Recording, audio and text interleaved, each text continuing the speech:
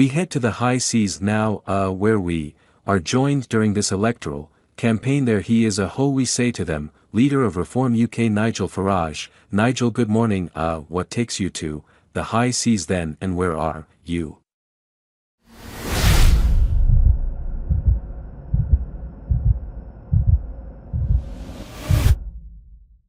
We are literally mid-channel now, between Do and Sea, and behind me you can see a dinghy. There are 45 people on board. Behind it you can see an escort vessel, because that's what the French do. Despite the 500 million quid we've given them, they literally, once these boats are afloat, escort them to our 12-mile line where they hand them over to border force. That of itself I think is outrageous, but the significance of this boat is that this number on this vessel.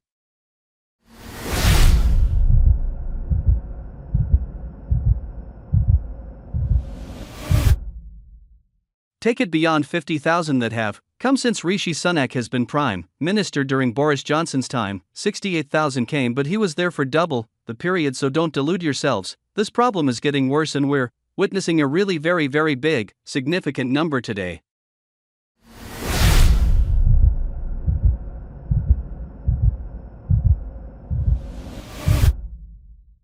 And of course, Sunak talks about Rwanda and much else, but I'm afraid I see no sign under either Labour or the Conservative parties of this problem ending. I don't think they've got the guts to do what it takes.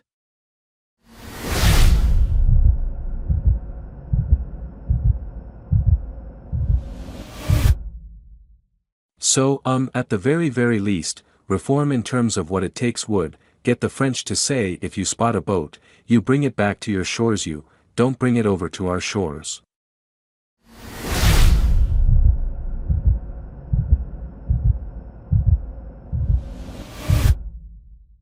Well, absolutely, because these boats are illegally taking off from France. They're vulnerable boats, and yes, the French Navy should be taking them straight back. Quite how we've managed to give them £500 million and to allow this practice to continue is completely and utterly beyond me.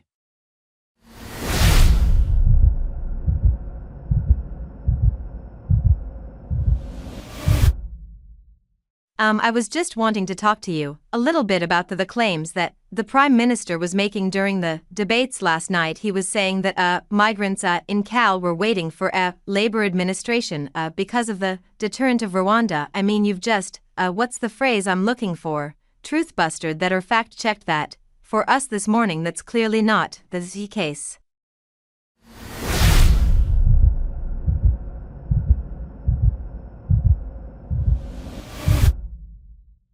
I mean, the arguments that Rishi Sunak and James cleverly putting up, I mean they honestly, they don't bear credibility in any way at all. With this lot behind me waiting for a Labour government where the hell is over 128,000 people have come, 90% of them young men, many coming from war zones, from areas plagued by terrorism, gang crime, many coming with attitudes towards women out that we would find completely unacceptable. I mean, how much worse could it be under Labour?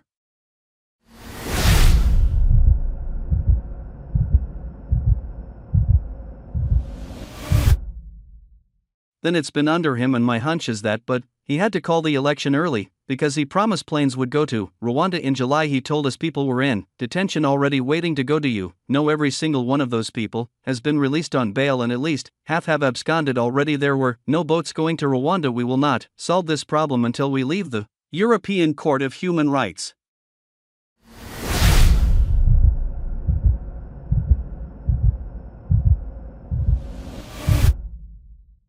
Nigel, I wanted to ask you, and this is related, so bear with me, but you'll be aware that the ifs yesterday on your tax plan said that you were poisoning the entire political debate because what you were proposing was wholly unattainable, and I want to ask if you think it's fair that you could also say that about your arguments when it comes to these illegal crossings a lot of people voted for Brexit on.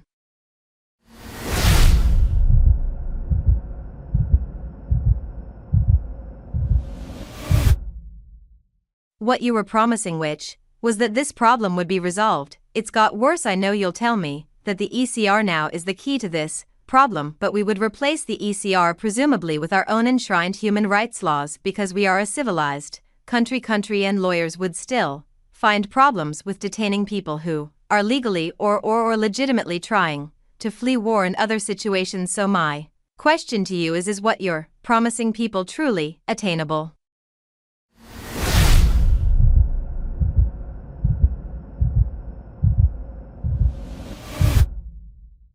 It's all attainable. Brexit, Britain can do what the hell it likes. That was the point of leaving. You need a government that's prepared to carry it out, and sadly we lack the will to do so. And it isn't just the £8 million a day for the hotels. I genuinely believe this should be declared a national security emergency. We have no idea who these young men are, no idea what they've been through, no idea what their intentions are, and that is just how serious this situation is.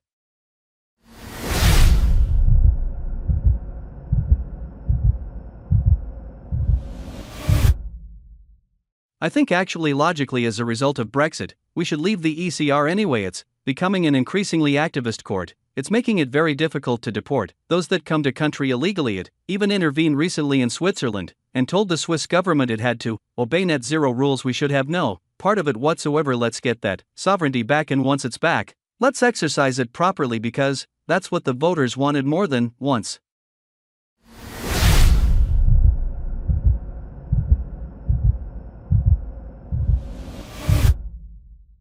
And directly on his comments on your I know you didn't want to call it a manifesto, I think it was a social contract, but when it came to your pledges on politics, on tax and finance, he said that your rhetoric, and, to be fair, he leveled the same criticism to the Greens as well, was creating a tax lock arms race which was hugely damaging to public discourse. Do you accept any of that?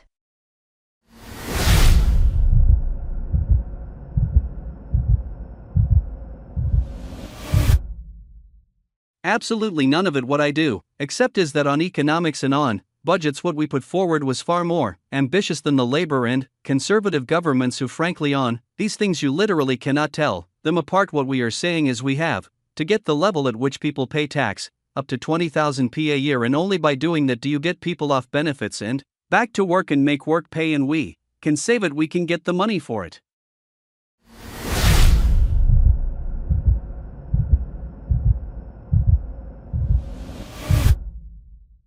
By scrapping the ludicrous drive, the crazy drive to decarbonizing the grid by 2030 or 2035, you see again, even on that, Labour and Conservative virtually identical, that's going to cost between 2 and 3 trillion. So we can see exactly how we can do that: invest in our own people, get them off benefits, and stop the need for so much cheap migrant labor.